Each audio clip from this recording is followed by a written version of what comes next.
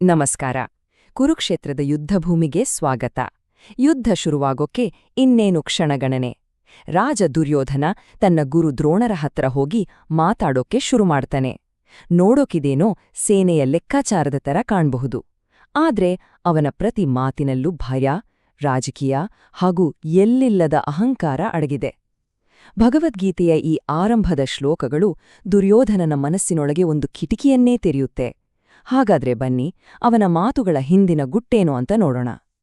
ನಾವ್ ಮುಂದೆ ಹೋಗ್ತಾ ಈ ಒಂದು ಪ್ರಶ್ನೆಯನ್ನ ಮನಸ್ಸಲ್ಲಿಟ್ಕೊಳ್ಳೋಣ. ಆ ದೊಡ್ಡ ಯುದ್ಧ ಶುರುವಾಗೋ ಹೊತ್ತಲ್ಲಿ ದುರ್ಯೋಧನನ ತಲೆಯಲ್ಲಿ ನಿಜವಾಗ್ಲೂ ಏನಿತ್ತು? ಅವನು ಮಾತಾಡಿದ್ದೆಲ್ಲ ಬರೀ ಅವನ ಅಹಂಕಾರದ ಪ್ರದರ್ಶನವಷ್ಟೇನಾ? ಅಥವಾ ತನ್ನ ಸೇನೆಗಿಂತ ಪಾಂಡವರ ಸೇನೆ ಎಲ್ಲೋ ಒಂದು ಕೈ ಮೇಲೆ ಅನ್ನೋ ಆಳವಾದ ಭಯನಾ? ಈ ಪ್ರಶ್ನೆಯೇ ನಮ್ಮ ಇವತ್ತಿನ ಪ್ರಯಾಣಕ್ಕೆ ದಾರಿ. ಇಲ್ಲಿ ಒಂದು ಆಶ್ಚರ್ಯದ ವಿಷಯ ಅಂದ್ರೆ, ದುರ್ಯೋಧನ ಮೊದಲು ತನ್ನ ಸೇನೆಯ ಬಗ್ಗೆ ಮಾತಾಡೋದಿಲ್ಲ. ಬದಲಾಗಿ ಎದುರಾಳಿ ಪಾಂಡವರ ಸೇನೆಯಲ್ಲಿರೋ ದೊಡ್ಡ ದೊಡ್ಡ ಯೋಧರ ಲಿಸ್ಟ್ ಕೊಡೋಕೆ ಶುರು ಮಾಡ್ತಾನೆ. ಇದು ಅವನ ಜಾಣ್ಮೆಯ ರಾಜತಂತ್ರ. ನೋಡಿ, ಎದುರಾಳಿ ಎಷ್ಟು ಸ್ಟ್ರಾಂಗ್ ಇದ್ದಾರೆ ಅಂತ ನನಗೂ ಗೊತ್ತು ಅಂತ ತನ್ನ ಗುರುವಿಗೆ ತೋರ್ಸೋ ಪ್ರಯತ್ನ. ಆದ್ರೆ ಅವನ ಈ ಮಾತುಗಳಲ್ಲೇ ಅವನೊಳಗಿನ ಭಯದ ಮೊದಲ ಸುಳಿವು ನಮ್ಗೆ ಸಿಕ್ಬಿಡುತ್ತೆ. ಅಧ್ಯಾಯ 1, ಶ್ಲೋಕ 6. ಯುಧಾಮನ್ಯುಶ್ಚ ವಿಕ್ರಾಂತ ಉತ್ತಮೌಜಾಶ್ಚ ವೀರ್ಯವಾನ್ ಸೌಭದ್ರೋ ದ್ರೌಪದೇಯಾಶ್ಚ ಸರ್ವ ಏವ ಮಹಾರಥಾಃ.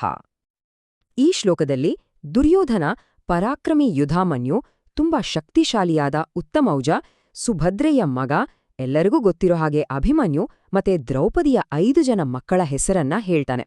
ಅಷ್ಟೇ ಅಲ್ಲ, ಅವರೆಲ್ಲರೂ ಮಹಾರಥಿಗಳು ಅಂತಾನೂ ಒಪ್ಕೊಳ್ತಾನೆ. ಮಹಾರಥಿಗಳು ಅಂದ್ರೆ ಒಬ್ಬನೇ ನಿಂತು 10,000 ಸೈನಿಕರನ್ನ ಎದುರಿಸಬಲ್ಲ ವೀರರು ಅಂತ. ಅಂದ್ರೆ ನೋಡಿ, ಎದುರಾಳಿ ತಂಡದ ಶಕ್ತಿ ಬಗ್ಗೆ ಅವನಿಗೆ ಯಾವುದೇ ತಪ್ಪು ಕಲ್ಪನೆ ಇರ್ಲಿಲ್ಲ ಅನ್ನೋದು ಇಲ್ಲಿ ಕ್ಲಿಯರ್ ಆಗುತ್ತೆ. ಪಾಂಡವರ ಶಕ್ತಿಯ ಲಿಸ್ಟ್ ಕೊಟ್ಮೇಲೆ ಬಹುಶಃ ತನ್ನ ಸೈನಿಕರ ಧೈರ್ಯ ಕಡಿಮೆ ಆಗ್ಬಾರ್ದು ಅಂತ ಅನ್ಸುತ್ತೆ. ದುರ್ಯೋಧನ ತಕ್ಷಣನೇ ತನ್ನ ಸೇನೆಯಲ್ಲಿರೋ ದೈತ್ಯರ ಬಗ್ಗೆ ಹೆಮ್ಮೆಯಿಂದ ಮಾತಾಡೋಕ್ ಶುರು ಮಾಡ್ತಾನೆ. ಇಲ್ಲಿ ಅವನ ಧ್ವನಿಲಿ ಒಂದ್ ಬದಲಾವಣೆ ಆಗುತ್ತೆ. ಭಯದಿಂದ ಒಂಥರ ಆತ್ಮವಿಶ್ವಾಸದ ಕಡೆಗೆ ಜಿಗಿಯೋ ಪ್ರಯತ್ನದ ಹಾಗೆ.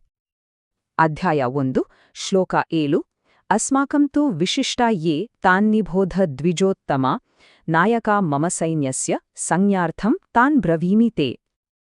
ಇಲ್ಲಿ ದುರ್ಯೋಧನ ತನ್ನ ಗುರು ದ್ರೋಣರನ್ನ ಓ ಬ್ರಾಹ್ಮಣರಲ್ಲಿ ಶ್ರೇಷ್ಠರೇ ಅಂತ ಗೌರವದಿಂದ ಕರೀತಾನೆ. ಈಗ ನಮ್ಮ ಸೈನ್ಯದ ವಿಶೇಷ ನಾಯಕರ ಬಗ್ಗೆ ಕೇಳಿ, ನಿಮ್ಮ ಮಾಹಿತಿಗಾಗಿ ಹೇಳ್ತಾ ಇದ್ದೀನಿ ಅಂತಾನೆ.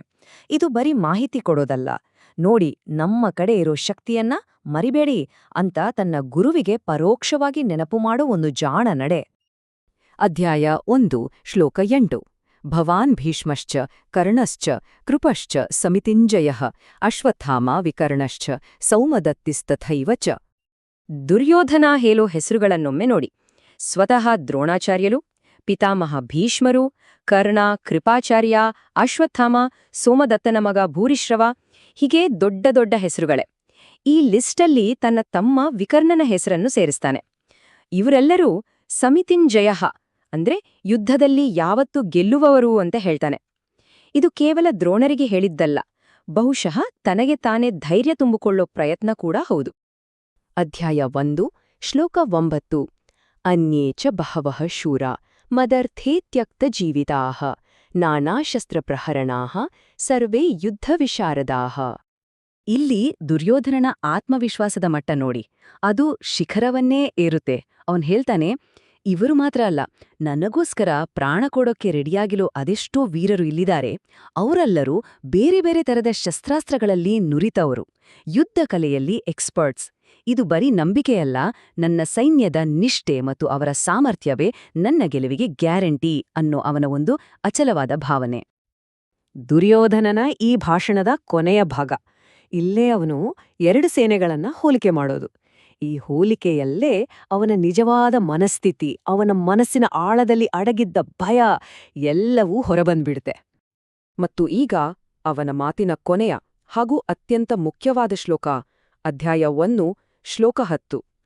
ಆಪರ್ಯಾಪ್ತಂ ತದಸ್ಮಾಕಂ ಬಲಂ ಭೀಷ್ಮಾಭಿರಕ್ಷಿತಂ ಪರ್ಯಾಪ್ತಂ ತು ಇದಮೇತೇಷಾಂ ಬಲಂ ಭೀಮಾಭಿರಕ್ಷಿತಂ. ಇದೇ ನೋಡಿ ಆ ಮಾತು, ದುರ್ಯೋಧನನ ಮನಸ್ಸಿನ ಕನ್ನಡಿ. ಅವನು ಹೇಳೋದೇನು ಅಂದ್ರೆ, ಪಿತಾಮಹ ಭೀಷ್ಮರು ಕಾಪಾಡ್ತಿರುವ ನಮ್ಮ ಸೈನ್ಯದ ಶಕ್ತಿ ಅಪರ್ಯಾಪ್ತ, ಅಂದ್ರೆ ಅಳತೆ ಮಾಡೋಕೆ ಆಗದೇ ಇರೋಷ್ಟು ದೊಡ್ಡದು. ಆದ್ರೆ ಭೀಮ ಕಾಪಾಡ್ತಿರುವ ಪಾಂಡವರ ಸೇನೆಯ ಶಕ್ತಿ ಪರ್ಯಾಪ್ತ ಅಂದ್ರೆ ಸೀಮಿತ, ಲಿಮಿಟೆಡ್, ಸುಲಭವಾಗಿ ಲೆಕ್ಕ ಹಾಕಬಹುದು. ಮೇಲ್ನೋಟಕ್ಕೆ ತನ್ನ ಸೇನೆ ದೊಡ್ಡದು ಅಂತ ಹೊಗಳ್ತಾ ಇರೋ ಹಾಗೆ ಕಾಣುತ್ತೆ ಅಲ್ವಾ? ಆದ್ರೆ ಇಲ್ಲಿರೋ ಸೂಕ್ಷ್ಮವನ್ನ ಗಮನಿಸಿ. ಅವನು ತನ್ನ ಸೇನೆಯ ರಕ್ಷಕ ಮಹಾನ್ ಸೇನಾಪತಿ ಭೀಷ್ಮರನ್ನ ಪಾಂಡವರ ಸೇನಾಪತಿ ದೃಷ್ಟದ್ಯುಮ್ನನಿಗೆ ಹೋಲಿಸ್ತಾ ಇಲ್ಲ. ಬದಲಿಗೆ ಯಾರಿಗೆ ಹೋಲಿಸ್ತಿದ್ದಾನೆ? ತನ್ನ ದೊಡ್ಡ ಶತ್ರು ಭೀಮನಿಗೆ. ಅವನ ಮನಸ್ಸಿನ ತುಂಬಾ ಭೀಮನ ಬಗ್ಗೆ ಇದ್ದ ಭಯ ಈ ಮಾತಿನ ರೂಪದಲ್ಲಿ ಹೊರಬಂದ್ಬಿಟ್ಟಿದೆ.